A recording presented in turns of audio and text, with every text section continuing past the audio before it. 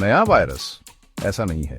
HMPV सुनने में भले ही नया वायरस लगे, लेकिन ये कोई नया नहीं है। ये सांसों से जुड़ा वायरस जो सर्दी जुकाम के अनगिनत मामलों के लिए जिम्मेदार है।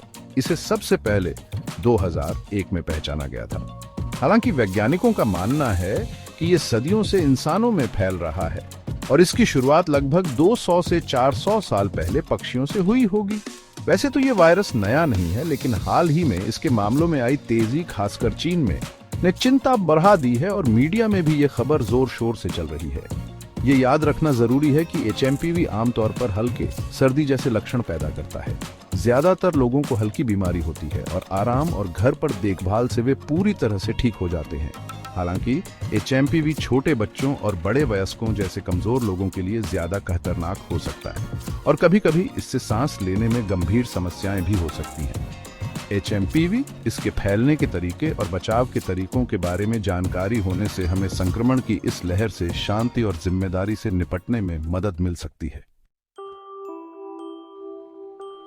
वायरस को पहचानें, लक्षण और फैलने का तरीका। एचएमपीवी की पहचान करना मुश्किल हो सकता है क्योंकि इसके लक्षण अक्सर सामान्य सर्दी जैसे ही होते हैं। इसके आम सिम्टम्सों में बुखार, खांसी, नाक बंद होना और सांस लेने में तकलीफ शामिल है। ये लक्षण आमतौर पर धीरे धीरे दिखाई देते हैं, आमतौर पर वायरस के संपर्क में आने के कुछ दिनों बाद।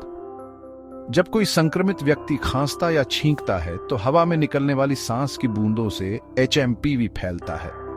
ये बूंदें किसी और व्यक्ति के नाक या मुंह पर गिरकर या उनके फेफड़ों में चली जाने पर उन्हें संक्रमित कर सकती है। गंदे हाथों से अपने चेहरे को छूने से भी संक्रमण हो सकता है। इसलिए एचएमपीवी को फैलने से रोकने के लिए हाथों की अच्छी सफाई रखना बहुत जरूरी है। खुद को सुरक्षित रखें, बचाव ही उपाय है। अच्छी खबर यह है कि हाल के वायरल संक्रमणों के दौरान हमने जो बचाव के तरीके सीखे हैं, उनमें से कई एचएमपीवी पर भी लागू होते हैं। साबुन और पानी से बार बार हाथ धोना अपना सबसे पहला बचाव है। खांसने या छींकने पर अपनी नाक और मुंह को टिश्यू पेपर या अपनी कोहनी से ढंकें ताकि बूंदें न फैलें। अगर आप अस्वस्थ महसूस कर रहे हैं तो दूसरों को संक्रमित करने से बचने के लिए घर पर ही रहें। मास्क पहनने से खासकर भीड़-भाड़ वाली या हवादार जगहों पर संक्रमण को और कम किया जा सकता है। हालांकि एचएमपीवी के लिए कोई विशेष टीका नहीं है, लेकिन ये आसान और असरदार उपाय आपके संक्रमण के खतरे को काफी हद तक कम कर सकते हैं। सच्चाई और अफवाह में फर्क करें। एचएमपीवी की स्थिति। हाल ही में एचएमपीवी के मामलों में आई तेजी, खासकर चीन में, ने लोगों को चिंतित कर दिया है, जो स्वाभाविक है।